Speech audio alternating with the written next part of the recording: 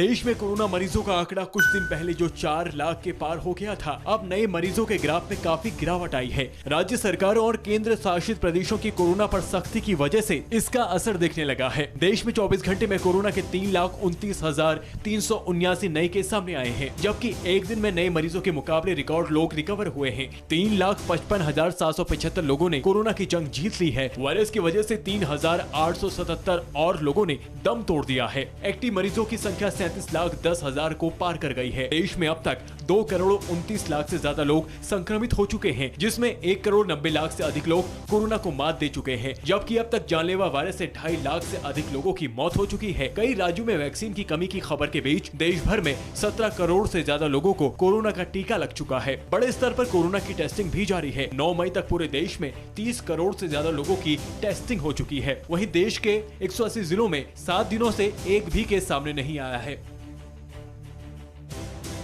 उद्धव सरकार की सख्ती से महाराष्ट्र में कोरोना का संकट बहुत हद तक काबू में आ चुका है। 40 दिन बाद नए मरीजों का आंकड़ा 40,000 के नीचे पहुंच गया। 31 मार्च के बाद पहली बार पूरे महाराष्ट्र में संक्रमितों की संख्या 40,000 के नीचे पहुंची है। 24 घंटे में राज्य में 37,236 नए केस सामने आए हैं। मृतकों की तादाद में भी कमी आई है, लेकिन एक दिन में वायरस से 549 लोगों की मौत हो गई। राज्य में कोरोना के संक्रमण को रोकने के लिए 15 मई तक जो लॉकडाउन लगाया गया था, उसका प्रभाव मुंबई, थाने, पुणे, नागपुर जैसे शहरों में तो पड़ा है।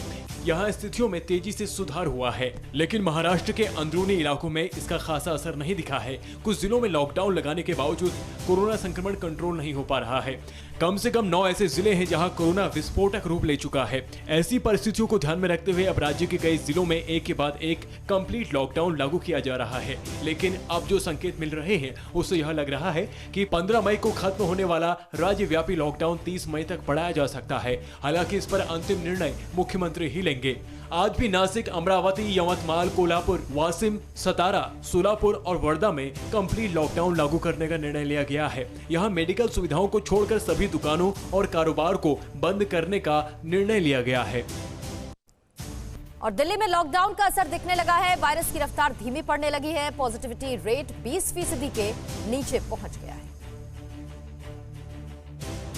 राजधानी दिल्ली में पाबंदियों की वजह से वायरस की रफ्तार पर ब्रेक लग गया है। संक्रमण दर घटकर 19% हो गई है। दिल्ली में 28 दिन बाद कोरोना के नए संक्रमितों की संख्या 13,000 से नीचे आई है। 20 अप्रैल के बाद से संक्रमण दर लगातार 20% से ज्यादा पर बनी थी, जो 20% से नीचे पहुंच गई है। पिछले 24 घंटे की बात करें तो राजधानी में 12,651 नए केस सामने आए हैं। वायरस से मृतकों की तादाद में भी कमी आई है, लेकिन मौतों का आंकड़ा अभी 300 के पार बना हुआ है। एक दिन में वायरस से 319 लोगों की मौत हो गई है। कुछ वक्त पहले दिल्ली की संक्रमण दर 35% तक पहुंच गई थी। हालांकि बीते कुछ दिनों से दिल्ली में कोरोना टेस्ट काफी कम हो रहे हैं। एक वक्त दिल्ली में 1 लाख से ज्यादा कोरोना टेस्ट होते थे, वहीं बीते 24 घंटे में सिर्फ 66,334 टेस्ट हुए हैं। दिल्ली में अब तक कुल 13,36,218 लोग संक्रमित हो चुके हैं और अब तक कुल 19,663 लोगों की मौत हो चुकी है। दिल्ली में कोरोना की मृत्यु दर 1.47% है। दिल्ली की अब तक की कुल पॉजिटिविटी दर 7.47% है। कुल 12,31,297 लोग संक्रमण मुक्त हो चुके हैं।